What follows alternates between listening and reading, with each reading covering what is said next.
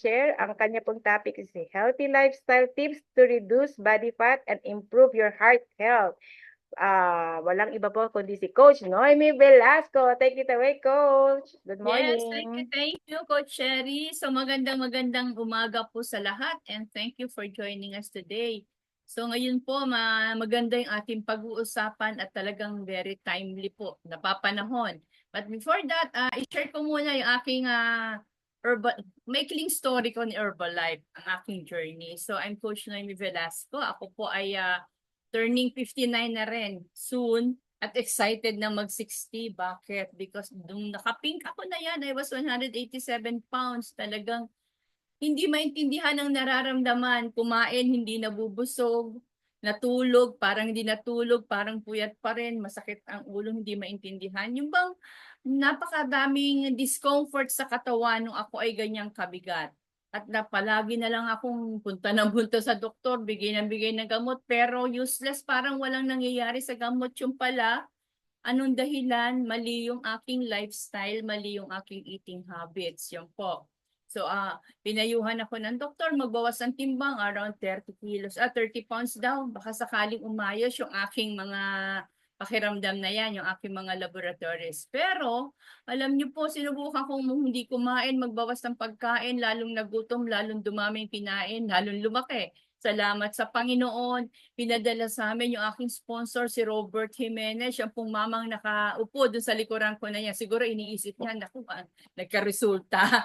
So yun po, sabi niya dun sa shake, ate, ito pag ininom mo itong shake na to, sabi niya ganon, alam mo ba, matagal kang busog, matutulungan ka magbawas ng timbang. So ako naman kasi noon, kilala ko na si Herbalife, kaya lang katulad nung iba sa inyo dyan, na ang rason wala akong pambili. Pero pag masama na yung pakiramdam mo, hindi mo na malaman ang gagawin mo, talagang I gambled yung aking last money. Talagang last money never die with Herbalife. Kasi bakit po? Talaga naman doon sa isang canister and shake na dala niya sa akin.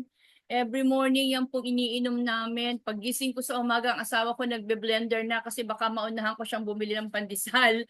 So talagang salamat ako, matyaga yung asawa ko magtimpla ng shake. At alam niyo po, in the first 10 days ko, I lost around 5 pounds. Kakaibang energy, nawala yung palaging gutom na gutom, nawala yung palaging antok na antok, nahihilot, palaging magagalitin. Bakit? Siyempre, pag maganda na yung pakiramdam natin, siyempre nakakangiti na tayo, di po ba? So yun po, talagang pinagpatuloy po namin yan. Salamat at si Herbalife, tinulungan kami. Bakit? Dahil sa magandang resulta, napansin ng mga kapitbahay, gusto rin nila. So ikinuwento ko lang din po yung nangyari sa akin. At tinulungan ako ng sponsor ko. So, I grabbed the opportunity na maging registered member kasi may discount down para lahat ng pamilya makainom. So, ginawa po namin magpa-register at na-qualify din po namin sinasabing 50% discount. So, yun, mas marami pong natulungan. The whole family, mga anak ko, ito rin pong iniinom.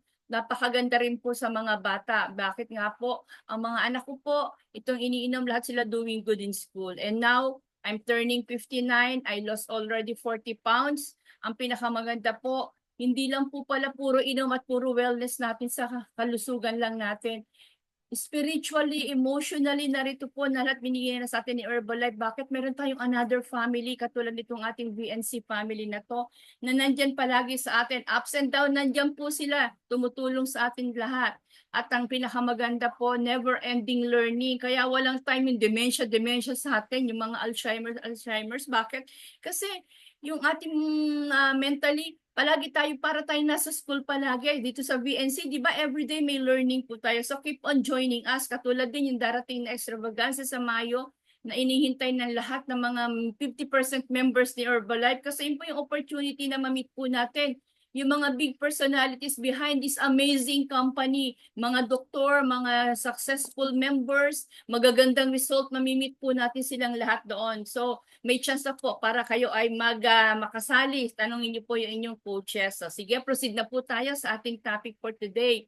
Ito pong topic natin ay healthy lifestyle tips to reduce body fat and improve your heart health. Ito po ay isang article na sinulat ni Susan Bowerman, yung ating director for worldwide education and training sa Herbalife po. So kung kayo makaka-attend po sa bigger training tulad ng Extravaganza, may makikita po natin siya doon magturo. So sabi niya ganun, bakit daw ba importante na maayos natin yung ating timbang para sa kalusugan ng ating puso. Sabing ganon. Ah, sabi niya doon, dito po sa artikulo na ito, tinakil niya how a hearty diet can help you control your weight. So a healthy diet can help you to achieve and maintain yung ating healthy body weight. Napaka-importante nyo po niyan kasi pag tayo ay nagdadala ng sobrang body fat sa katawan natin, lalo na sa ating midsection sa may bandang belly, nag-i-increase din po yung risk natin na magkaroon ng problema sa ating puso. Ayan, o sige po. So bakit nga ba yung sobrang body fat nakakaapekto sa kalusugan ng ating puso? Sabi ni Susan Bowerman, the larger and the heavier, mas malaki, mas mabigat tayo, yung puso natin, nadadagdagan ng trabaho, mas nahihirapan siya. Kasi habang tumataas po yung ating body fat sa katawan, habang kumakapal yung taba natin sa katawan, yung katawan natin ay kailangan mag-develop ng additional tiny blood vessels para masuplayan niya ng oxygen at nutrients yung lahat yung mga fat cells na yan. At habang, but the more blood vessels na develop na yan, means nadadagdagan yung workload ng ating puso. Because in order for the blood to reach all of our cells sa body, yung puso natin, double time po yung trabaho yan and it takes more blood pressure. Kaya pansinin nyo po, habang lumalaki tayo, yung dibdib natin iba rin ang pakiramdam. Ganyan po ako dati. Okay. So ito sabi niya, nakita po natin yung mga umiinom sa Nutrition Club, na ipakita na sa atin ni Coach yan. Sabi niya, when you carry your fat also, kung saan naroon yung taba, that also makes a difference. The fat that lies around the abdomen, yung pong nasa bandang tiyan natin, na tinatawag ng iba na belly fat, is different from the fat deposits you have in other parts of the body. Katulad nung nakikita natin sa picture, yung pong nasa panglabas, yung nasa ilalim ng balat, yung tinatawag na subcutaneous fat. At yung nasa bandang loob po yung visceral fat na sinasabi na kinukwento palagi sa atin ni Coach, na bumabalot po yan, tumadami, kumakapal yung mga organs natin. So imagine, habang tumakapal po siya, naiipit po yung mga organs na yan at nagkakaroon po ng mga taba-taba. Kaya nga po yung ating meron tinatawag na fatty liver, di ba? Meron puso natin na babalot din ng taba. So yan po yung dahilan bakit nagkakaroon ng nag-i-increase yung risk of heart disease at dahil din yan diyan tumataas yung blood pressure. Dahil sa dami ng taba doon sa ating mga bloodstream natin na yan. So diet and lifestyle to control weight and promote heart health. So ito yung mga suggestion niya. Ito na yung tips ni Susan Bowerman. Enjoy a healthy and well-balanced diet. So we are very blessed. Nandito tayo sa Herbalife Nutrition. Meron tayo ng ating healthy breakfast, di ba? Sabi niya, it's no secret that a healthy, well-balanced diet is important to good health, hindi ba? So yung breakfast natin, wala tayong problema. Kung hindi ka pa nagsisimula, magsimula ka na po dito sa ating healthy breakfast, yung aloe tea shake. Yan po yung paborito naming lahat. So meron naman din tayo sa kabilang picture, nakita nyo po yung balance your plate na nakalagay. So ganyan po dapat yung ating pagkain after natin 4 hours after natin mag-breakfast, yung ating lunch. So yan po yung ating healthy plate, okay? So anong laman ng ating healthy plates? Ito po, kailangan po low-fat proteins. Low-fat proteins na from a combination po yan ng plant and animal sources. So nung araw pag sinabing protina, ang alam ko itlog, baboy, manok. Yan po. Yung pala, salamat kay Herbalife, natutunan natin, even mga plants, meron din po siyang protina at maganda po yun kasi wala po siyang ganong fats na nakakasama sa katawan ng tao. Tapos, mababa po yung calorie ng mga plant protein na yan. At cholesterol free. And yung naman pong mga seafoods na pinanggagalingan din ng protina ay nagpo-provide po siya ng healthy omega-3 fatty acids known as EPA and DHA na meron din po sa ating product na sa Herbalife. So, ito pong low-fat protein, it help keep saturated fat intake down while satisfying hunger at the same time. They are also going to be the lowest calorie choice too. Mas nakakabusog po pag marami yung ating low-fat protein. Okay. So, colorful fruits and vegetables and whole grains. Sabi niya, kailangan natin yan. Di ba makulay? Sabi nga daw po, ang pagkain po natin para ma-sure natin na talagang kumpleto everyday, kailangan daw 7 colors. Yan. 7 colors. Katulad ng nasa picture, maraming kulay. Sila ay nutrient rich, pero low in calories, na which makes them the best choice for meeting your carbohydrate needs. So yung carbohydrates po natin, hindi kailangan manggaling palagi sa kanin, manggaling sa tinapay. Yung iba kasi sinasabi, nagre-reduce ako, kailangan magbawas ng taba, magtitinapay na lang ako. No, very wrong. Wag po yan. So piliin po natin fruits and vegetables. And yung fiber and water content po ng mga fruits and vegetable ay tumutulong upang mas mabusog po tayo.